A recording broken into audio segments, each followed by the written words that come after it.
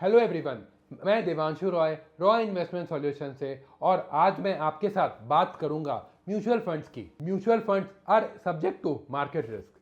ये सुनते ही हम में से बहुत किसी का झुकाव म्यूचुअल फंड से कम हो जाता है, क्योंकि हम अपने पैसे पे बिल्कुल रिस्क नहीं चाहते हैं।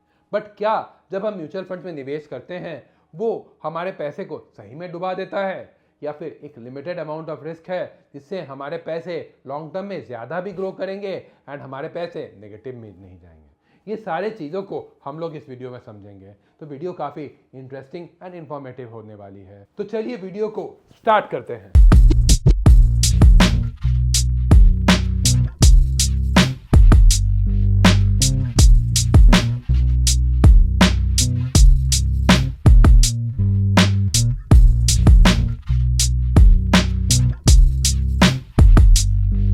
सबसे पहले मैं आपको एक सिंपल सवाल पूछना चाहूँगा। क्या आप अपने पैसे को बचाते हो, या फिर आप अपने पैसे को क्यों बचाते हो? अपनी शादी के लिए, अपने बच्चों के एडुकेशन के लिए, या कोई भी बड़े फ्यूचर के खर्चे के लिए? अपार्ट फ्रॉम दैट, क्या आपके बैंक में अगर 1 लाख रुपए आप रखते हो एंड उसको बिना निवेश किए हुए रखते हो एंड अगले साल भी वो सिर्फ और सिर्फ 1 लाख रुपए ही है, क्या उसकी वैल्यू 1 लाख रुपए ही रहेगी जो 1 साल पहले थी? तो इसका आंसर बिल्कुल ना है।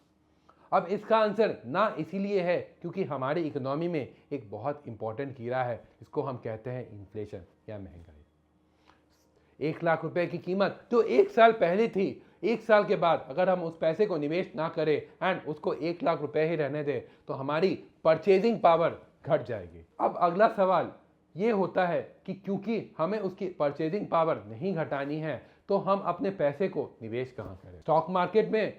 अब क्योंकि हमें अच्छी नॉलेज नहीं है स्टॉक मार्केट की, तो बहुत समय हमें डर भी लग सकता है कि अगर हम पैसे को डायरेक्टली स्टॉक मार्केट में निवेश कर देते हैं तो हमारे पैसे कहीं 1 साल के बाद घट ना जाए। तो अब क्योंकि हमारे पास एक प्रोफेशनल गाइडेंस नहीं है, तो अब हमारे पास वो पैसे को निवेश करने का मार्केट में एक ही तरीका है, वो है म्यूचुअल फंड्स का। म्यूचुअल फंड्स में एक फंड मैनेजर रहता है जो कि हमारे पैसे को प्रोफेशनली मैनेज करके हमारे पैसे की ग्रोथ में हमें हेल्प करता है। अब हम इस वीडियो में ये समझेंगे कि what exactly is mutual funds. Mutual funds में हमारे पैसे, हम लोग जिसको मार्केट का आइडिया नहीं रहता है, वो पैसे को इकट्ठे करके एक कंपनी को देते हैं जिसे हम एसेट मैनेजमेंट कंपनी या एएमसी कहते हैं। एंड वो कंपनी हमारे फंड्स को मैनेज करने के लिए एक प्रोफेशनल फंड मैनेजर हायर करती है जिनको ये सब चीज़ के बारे में या शेयर बाजार के बारे में काफ़ी ज़्यादा आइडिया होता है। अब क्योंकि उनको काफ़ी ज़्यादा आइडिया होता है, वो हमारे बिहाफ में शेयर्स, स्टॉक्स या फिर बॉन्ड्स या गवर्नमेंट सिक्योरिटीज़ जैसे इन्वेस्टमेंट्स में निवेश करती है ताकि हमारे पैसे पे हमें मैक्सिमम गेन मिल सके। अब म्यूचुअल फंड जो हमें प्रोवाइड करती है उसके सबसे इंपॉर्टेंट एस्पेक्ट को हम समझेंगे, वो है डाइवर्सिफिकेशन। जब हम म्यूचुअल फंड में अपने पैसे को निवेश करते हैं उसके बदले मिनिमम 20 से 30 स्टॉक्स हमारे पोर्टफोलियो में रहते हैं। अब उसमें से अगर 1 से 2 स्टॉक ने भी अच्छा परफॉर्म नहीं किया तो बाकी के बचे पैसे जो स्टॉक्स रहते हैं वो हमारे रिटर्न्स को मैक्सिमाइज कर देते हैं एंड हमारे returns most of the time positive ही आते हैं। अगर आपको भी अपने पैसे म्यूचुअल फंड्स में निवेश करने हैं एंड आप खोज में हैं एक सेबी रजिस्टर्ड इन्वेस्टमेंट एडवाइज़र के, तो आप हमारे फ़ोन नंबर्स पे ज़रूर संपर्क कर सकते हैं या नीचे दिए गए डिस्क्रिप्शन बॉक्स में जो लिंक है उससे हमारे साथ गूगल मीट का लिंक शेड्यूल कर सकते हैं, वो भी कम्प्लीटली फ्री। हमारे एक्सपर्ट फाइनेंशियल एडवाइज़र्स आपके गोल के हिसाब से आपको कितना अमाउंट इन्वेस्ट करना चाहिए एंड किस फंड में निवेश करना चाहिए, ये सारी चीज़ों की जानकारी आपको ज़रूर देंगे। अब हम इस वीडियो में ये जानेंगे कि जब हम म्यूचुअल फंड्स में निवेश करते हैं तो हमारे पैसे के रिटर्न्स मैक्सिमाइज कैसे होते हैं। जब हम म्यूचुअल फंड्स में निवेश करते हैं तो हमें हमारे इन्वेस्टमेंट्स के अगेंस्ट यूनिट्स मिलती है। अब इस यूनिट्स की वैल्यू हमेशा बढ़ती रहती है या घटती रहती है depending on the fund managers expertise. Fund manager हमारे पैसे को निवेश करते हैं stocks, bonds and various other investment options में एंड लॉन्ग टर्म में जब ये पैसे बढ़ते हैं तो इसकी वैल्यू रिफ्लेक्ट होती है इन यूनिट्स के कॉस्ट के ऊपर। अगर मैं इन यूनिट्स के कॉस्ट की बात करूं तो इसे हम टेक्निकल टर्म में NAV दैट मीन्स की नेट एसेट वैल्यू बोलते हैं। अब हम आगे इस वीडियो में ये जानेंगे कि हम लोग म्यूचुअल फंड्स में किस प्रकार से अपने पैसे को निवेश कर सकते हैं। अगर हम आइडियली बात करें तो हम लोग दो प्रकार से अपने पैसे को निवेश कर सकते हैं। सबसे पहला है लमसम इन्वेस्टमेंट। इस इन्वेस्टमेंट में हम लोग एक मुश्त पैसा लेते हैं एंड अपने पैसे को म्यूचुअल फंड कंपनी को दे देते हैं, जो कि हमारे पैसे को on our behalf share market में लगाती है या बॉन्ड्स में भी लगाती है, depending upon our scheme selection. या फिर ऑन द अदर हैंड हम लोग अगर चाहे तो systematic investment plan, that means कि हर एक टाइम इंटरवल पे एक पर्टिकुलर अमाउंट निवेश कर सकते हैं। वो मंथली हो सकता है, दैट मीन्स कि हर मंथ हम कुछ पैसे म्यूचुअल फंड में निवेश कर सकते हैं, जिससे हमारी वैल्यू इन्वेस्टमेंट्स की बढ़ते रहे। अगर हम various categories of mutual funds की बात करें तो म्यूचुअल फंड्स तीन ब्रॉडर कैटेगरीज में डिवाइड होते हैं। अगर हम ओवर द टॉप बात करें तो सबसे पहला कैटेगरी होता है इक्विटी म्यूचुअल फंड्स। इस म्यूचुअल फंड कैटेगरी में सबसे ज़्यादा रिस्क होता है, बट रिटर्न भी इस कैटेगरी में मैक्सिमम हो पाते हैं, क्योंकि इस कैटेगरी में जब हम फंड मैनेजर को पैसे देते हैं तो हमारे पैसे हमारे बिहाफ में वो शेयर बाजार में निवेश कर देते हैं।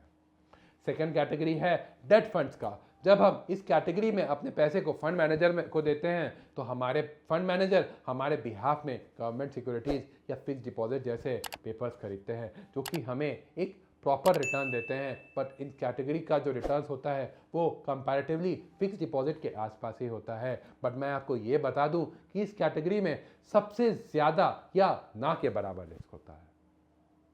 अगर मैं तीसरे मेजर कैटेगरी की बात करूं तो तीसरा मेजर कैटेगरी है हाइब्रिड फंड्स का। इस कैटेगरी में डेट और इक्विटी दोनों का कॉम्बिनेशन होता है। दैट मीन्स कि अगर हम इस कैटेगरी में 100 रुपये निवेश करते हैं तो 100 रुपये में से कुछ पार्ट शेयर बाजार में भी जाता है एंड कुछ पार्ट गवर्नमेंट सिक्योरिटीज़ की तरफ भी जाता है। तो इस कैटेगरी का जो रिटर्न्स होता है वो नॉर्मल होता है, क्योंकि इस कैटेगरी का रिस्क काफ़ी ज़्यादा कम होता है when compare to equity mutual funds and ज़्यादा होता है when compare to debt mutual funds. तो अगर मैं आपको सम अप करके बताना चाहूँ कि आपको अपने पैसे या निवेश कैसे म्यूचुअल फंड में स्टार्ट करना चाहिए, वो है सबसे पहले अपने आप को एडुकेट करो, सारे फंड्स के बारे में पढ़ो या फिर कैटेगरीज के बारे में पढ़ो।